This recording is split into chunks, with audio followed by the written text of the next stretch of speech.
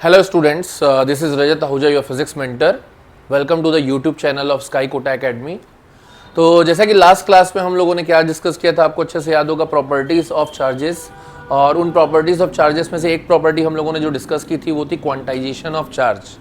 और last class में I guess हमने एक न्यूमेरिकल भी किया था, हम उसी को कैरी फॉरवर्ड करेंगे और दो डिफरेंट टाइप के न्यूमेरिकल्स आज हम लोग सॉल्व करने वाले हैं based on the quantization of charge. तो जो आज का न्यूमेरिकल सेशन है वो किसको डेडिकेटेड है?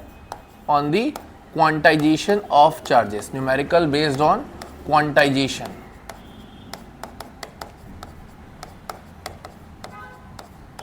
ऑफ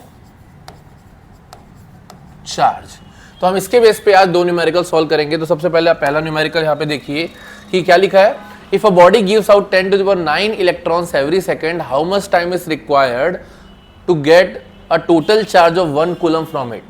मतलब अगर एक बॉडी है जो किस रेट से इलेक्ट्रॉन को इजेक्ट कर रही है, 10 to the power 9 इलेक्ट्रॉन्स पर सेकेंड के रेट से, तो कितना टाइम लग जाएगा 1 कूलम ऑफ चार्ज को रीच करने में, ये हमारा क्वेश्चन है। तो स्टार्ट करते कैसे, तो हम सबसे पहले लेते हैं कि से इन 1 second what is the number of electrons transferred, that is 10 to the power 9. So what will be the charge?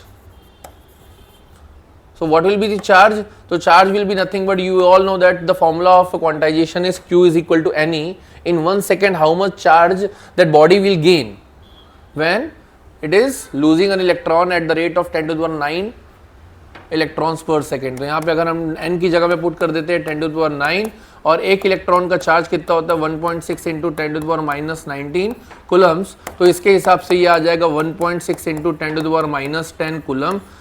ये हमारा आ गया 1 सेकेंड में चार्ज। तो अब क्या करेंगे हम लोग, क्लास 6-7 वाला जो मैथ्स है वो यूज करेंगे, क्योंकि हमको निकालना क्या है, यहाँ पे टाइम निकालना है। तो इसको जस्ट उल्टा कर देते हैं कि the time taken to get 1.6 into 10 to the power minus 10 coulomb charge is how much? 1 second. So what will be the time taken to get 1 coulomb charge? It will be 1 upon 1.6 into 10 to the power minus 10. ये किस में आएगा answer? हमारा seconds में आएगा। तो खुद देखिए यहाँ पे हमारा आंसर आ रहा है सेकेंड्स में।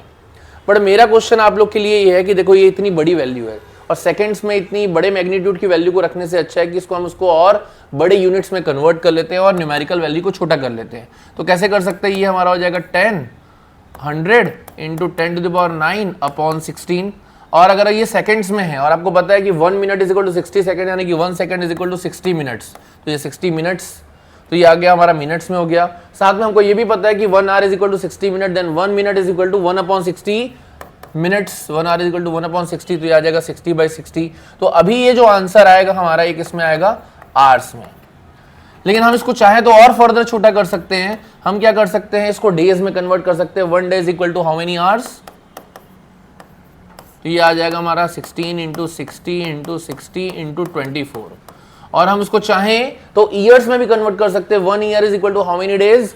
It's around 365 days for a normal year. और लीप ईयर में कितना होता है?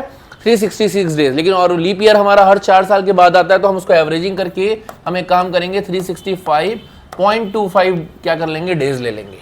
जब हम इस वैल्यू को सॉल्व करेंगे, मैं आपके इसके लिए बता देता हूँ, इस वैल्यू सॉल्व करने के बाद अराउंड आएगी 198.25 ईयर्स के आसपास, जिसको हम अप्रोक्सीमेट वैल्यू ले सकते हैं अराउंड 200 ईयर्स। तो सोचो अगर कोई भी बॉडी, ये हमारा आंसर है, अगर कोई भी body 10 to the power 9 electrons पर सेकेंड के रेट से अगर एमिट करती है, तो 1 कूलम चार्ज को गेन करने के लिए इसको कितना साल लग जाएगा? लगभग 200 ईयर्स लग जाएंगे।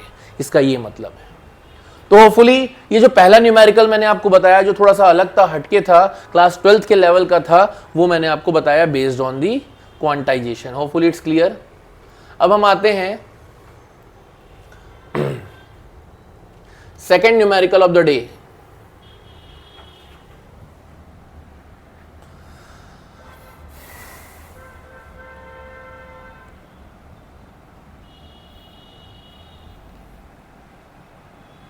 तो ये न्यूमेरिकल आपके पास सामने दिख रहा होगा, सेकंड न्यूमेरिकल आपका क्या बोल रहा है यहाँ पे कि how much positive and negative charge is there in a cup of water. तो ये क्वेश्चन थोड़ा सा क्या है पता है, ये क्वेश्चन एकदम ओपन एंडेड है, क्योंकि जैसे मान लेते हैं हम एक कप ऑफ वाटर की बात करें। अब आपको पता है कि कप ऑफ वाटर का साइज तो फिक्स रहता नहीं है ना, कप क्या अलग अलग साइज के रहते हैं। मान लेते हैं ये एक कप है, अब बोलोगे इस कप में कितना वाटर आएगा, तो ये कोई फिक्स अमाउंट है क्या? It's a very like it can not be A generic answer ना, कि उसमें हो सकता है कुछ भी अमाउंट आ सकता है। अगर मैं वाटर की बात करें, है ना, तो वाटर की बात करें तो वाटर का क्वांटिटी कोई फिक्स नहीं है। लेकिन मैं अगर इसी क्वेश्चन को दूसरे तरीके से फ्रेम किया जा सकता है, एग्जाम में अगर आएगा क्वेश्चन तो स्पेसिफिक वैल्यू के साथ आएगा।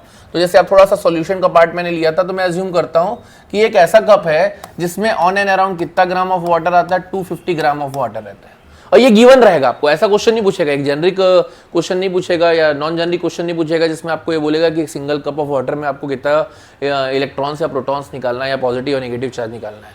तो ये पूछेगा कि एक पर्टिकुलर केजी या ग्राम ऑफ वाटर में कितना आएगा। तो हम उसी को हिसाब से चलते हैं कि हमको पता चल गया कि एक कप में मान लेते हैं 250 ग्राम ऑफ वाटर आता है ना। और वाटर का अगर हम लोग फॉर्मूला देखें तो क्या होता है, water is nothing but H2O। तो अगर हम लोग वाटर का मॉलिक्यूलर मास निकालें तो कितना आ जाएगा, 2 × 1 + 16, तो it comes out to be 18 grams. तो अगर मैं बात करूं H2O का जो मॉलिक्यूलर वेट होता है या मॉलिक्यूलर मास होता है वो कितना होता है, 18 ग्राम। ठीक है, और आपको ये भी पता होना चाहिए, आप लोग केमिस्ट्री में ये चीज पढ़ते हैं कि किसी भी मॉलिक्यूल के अगर मॉलिक्यूलर मास की बात करें तो उसमें कितने नंबर ऑफ एटम्स या मॉलिक्यूल्स होते हैं, तो वो होते हैं एवोगैड्रो नंबर के बराबर। तो कैन आई से दैट कि इन 18 ग्राम ऑफ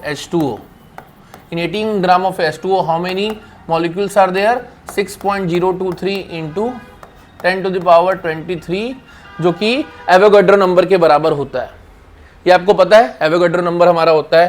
तो 18 ग्राम ऑफ H2O में कितना होता है, कितने हमारे मॉलिक्यूल्स होंगे H2O के, 6.02 into 10 to the power 23। अगर हम बात करें कि 1 ग्राम ऑफ H2O के लिए, तो 1 ग्राम ऑफ H2O के लिए कितना आएगा, इट विल बी 1/18 इंटू 6। अब 6.02 को मैं अप्रोक्सीमेट करके 6 × 10⁻23 लिख लेता हूं। और 250 ग्राम के लिए कितना हो जाएगा, तो 250 ग्राम के लिए हो जाएगा इंटू 250 कर दो, तो यानी कि 250/18 into 6 × 10⁻23। Hope it's clear to everyone. तो हमने क्या किया, 250 ग्राम ऑफ वाटर में कितने नंबर ऑफ मॉलिक्यूल्स होंगे H2O के, ये हमने निकाला।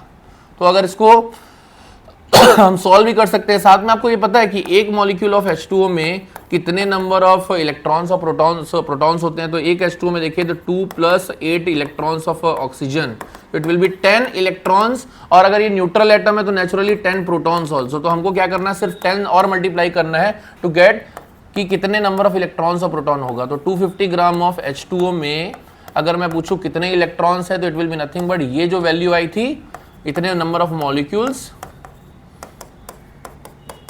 into 10 more, it will be either electrons or protons, आप चाहे कुछ भी ले लो। तो अगर हम इसको सॉल्व करें तो 6 × 1 = 6 हाँ, ये 6 × 3 = 18। ठीक है, तो ये आ जाएगा 3 8 = 8.33। अगर हम इसको देखें और ये 10 को इधर ले जाएंगे तो आ जाएगा 10 24 25। तो ये आ जाएगा हमारा 250/3 × 10⁻25 इलेक्ट्रॉन्स। ठीक है, तो ये हमारा आंसर होगा इस क्वेश्चन का। तो मेरे ख्याल से आपको एक क्लैरिटी आ गई कि किस तरीके से हम इस टाइप के क्वेश्चंस को सॉल्व करेंगे।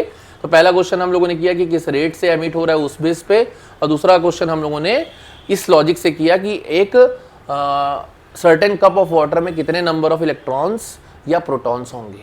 तो आज के लिए सिर्फ इतना ही। Thank you.